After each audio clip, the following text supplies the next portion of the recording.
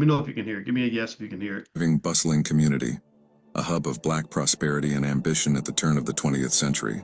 This was Greenwood, Tulsa, better known as Black Wall Street.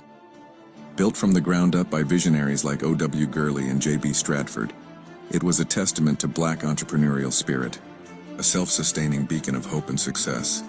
But in 1921, this dream was shattered.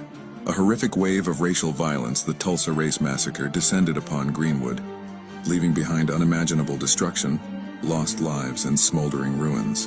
In the aftermath, the community faced the daunting task of rebuilding from the ashes, a symbol of their unbreakable will. Today, the legacy of Black Wall Street endures, a powerful reminder of resilience and a continuing inspiration for black economic empowerment and community building worldwide. Imagine a thriving, bustling community. Right. So I think sometimes us just sort of looking at what our ancestors did 100 years ago reminds us that we can do 10 times more right now because we have 10 times the resources and 10 times the opportunities. So I just wanted to share that just as a thought. This is something, it keeps me going. It reminds me that, we're not the first generation of intelligent Black people. We're not the first Black people to ever want to build wealth and have communities and build empires and create financial security, things like that. So let's just get that out of our thick heads. That's just not true. All right. So here is something else I shared where I was thinking about this in terms of kids and how many young people are struggling because their parents didn't love them enough to make a financial plan for them.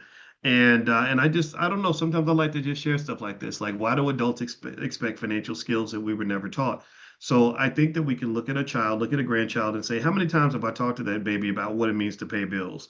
How many times have I talked to this child about ownership versus just seeking a job? How many times have I talked to this child about real estate or the stock market or how to be financially secure? How many times have I even had a conversation like that? If you don't talk to them about it, then they're not going to know. My mother told me when I was 3, I did something that didn't make any sense, and she said, "Well, why would you do that? What that doesn't what made you choose to do whatever you did?" And she said that I looked at her and I said, "Cause y'all never teached it in me." And that made my mother think about the fact that, like, well, that's right. He's a product of what I teach him and what I don't teach him. So whether you choose to act for your kids or choose not to act, there will always be a consequence. Whether you make a move or you don't make a move, there will be a consequence of your action or lack of action. Do you understand? Does that make sense? That literally, if you don't do anything, if you just say, I'm just going to let the kid be a kid and that's it, and we're not getting ready for adulthood, I'm not going to bring him through no training camp to get him ready for racism and the difficulties that can come with being Black. They don't have to come with being Black, but they can come with being Black. Then he's going to be killed. He's going to get slaughtered out here. It's going to be really hard for him. I saw this video that was really depressing. It really got on my nerves, and it was like a video that was basically talking about how horrible it is to be Black. And like from the day that you're born as a Black male, the whole world doesn't like you, and the whole world looks at you with suspicion, and the whole world does this to you and does that to you. And I'm like, yeah, but that's because didn't nobody prepare him for all this. If you know all these things are true, if you can speak so deeply about your oppression, if you can speak so clearly and articulately about exactly what they're doing to you, then it seems to me that you should be equally articulate about forming a plan to prevent that they're doing to you. Then it seems to me that you should be equally articulate about forming a plan to prevent that.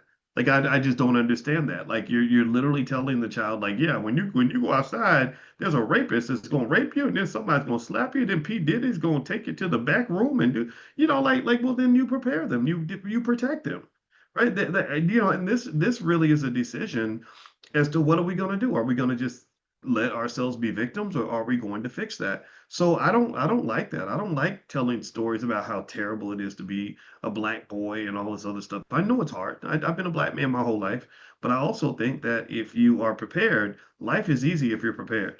Like my mother-in-law's sister used to say, she was a math genius who grew up with a really abusive father who didn't believe girls should go to college and stuff like that, and he just would beat up their mother and everything.